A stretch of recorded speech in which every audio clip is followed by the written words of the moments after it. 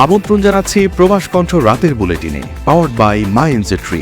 শুরুতেই জানাবো আজকের প্রধান শিরোনামগুলো।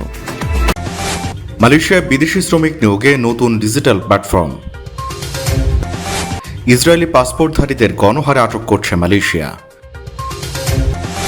এবং মালয়েশিয়া শ্রমবাজারে সিন্ডিকেট ভাঙার দাবি, মূল হোতাদের বিচারের আহ্বান। দেখছিলেন শিরোনাম, এবার বিস্তারিত। আপনিও কি আপনার নেক্সট ট্রিপ প্ল্যান করছেন?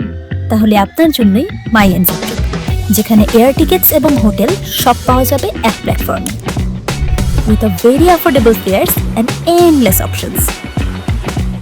উইথ মাই এনজেট্রি আপনার ভ্রমণ হবে একদম নিশ্চিন্তে।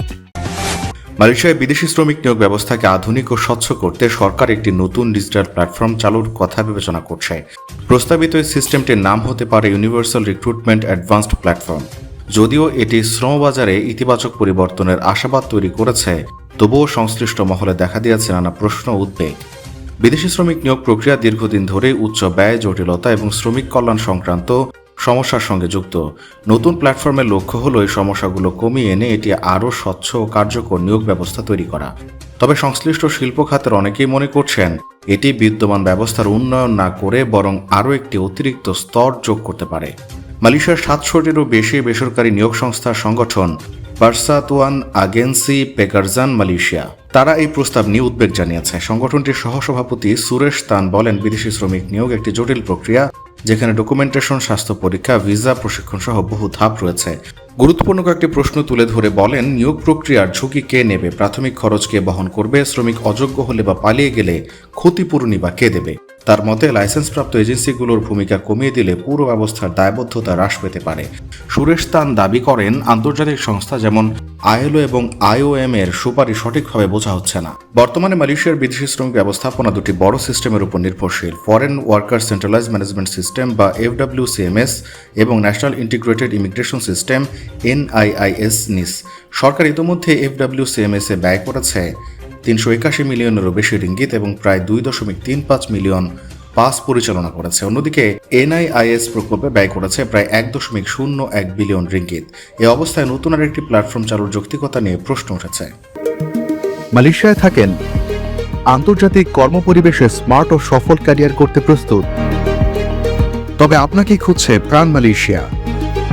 সমগ্র মালয়েশিয়া জুড়ে বিভিন্ন পদে আপনি হতে পারেন আমাদের পরবর্তী টিম মেম্বার। আপডেটেড সিভি সহ হোয়াটসঅ্যাপ করুন এই নম্বরে।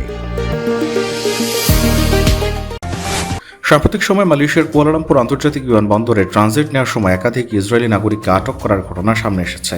স্থানীয় নীতিমালার কারণে দেশটিতে ইসরায়েলি পাসপোর্টধারীদের প্রবেশ সম্পূর্ণ নিষেধ। প্রতিবেদন অনুযায়ী গত কয়েক মাসে অন্তত 8 জন ইসরায়েলি নাগরিককে ট্রানজিট নেওয়ার সময় আটক করা হয়। তারা মূলত এশিয়ার অন্যান্য দেশে যাওয়ার পথে মালয়েশিয়াকে ট্রানজিট রুট হিসেবে ব্যবহার করছিলেন।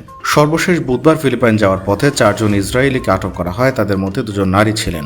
বিমানবন্দর কর্তৃপক্ষকে তারা জানান, থাইল্যান্ড থেকে মালয়েশিয়া হয়ে ফিলিপাইন যাওয়ার রুটটি তারা একটি AI চ্যাটবটের পরামর্শ অনুযায়ী বেছে নিয়েছিলেন, যেখানে বলা হয়েছিল এই রুটটি নিরাপদ।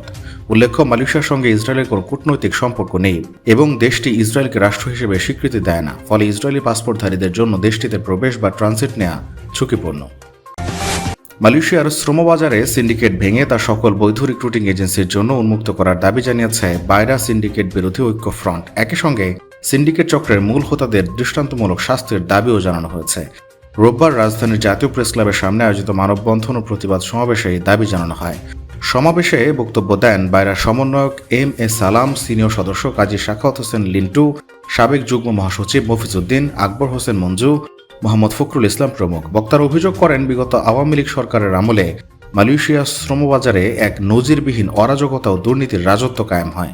একটি প্রভাবশালী সিন্ডিকেট চক্র বাজারটি নিয়ন্ত্রণ করে হাজার হাজার কোটি টাকা হাতিয়ে নেয় এবং সাধারণ কর্মীদের নিঃস্ব করে।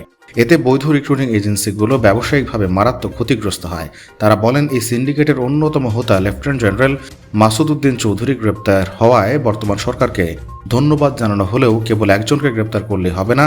সিন্ডিকেটের সঙ্গে জড়িত নিজাম হাজারি, সাবেক আইজিপি বেনজির আহমেদ, সাবেক অর্থমন্ত্রী লোটাস কামাল, কালা ফিরোজ, মনসুর কালাম, কাজী মফিজ সহ সংশ্লিষ্টদের দ্রুত আইনের আওতায় আনার দাবি জানান তার। একই সঙ্গে বাইরা সাবেক মহাসচিব রুহুল আমিন স্বপন ও দাতো আমিনের গ্রেপ্তার ও দৃষ্টান্তমূলক শাস্তির দাবি জানানো হয়।